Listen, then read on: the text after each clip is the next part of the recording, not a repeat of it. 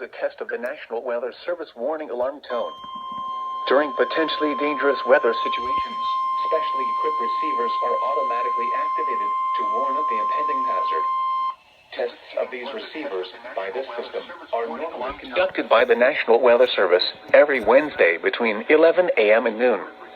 When there is the threat of or existing severe weather in the area on Wednesday, the test is postponed and by this system are normally conducted by the National Weather Service, transmitted over National Weather Service radio stations in North Central and Northeast Illinois, will be activated for watches and or warnings affecting all counties in North Central and Northeast Illinois, as well as counties in far northwest Indiana.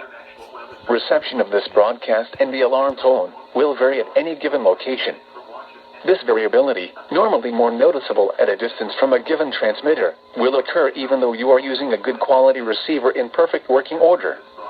This concludes the tone alarm test. We will now return to our regular program. More noticeable at a distance from a given transmitter will occur even though you are using a good quality receiver in perfect working order.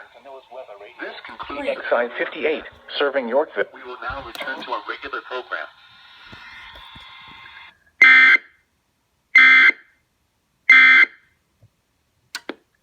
Okay.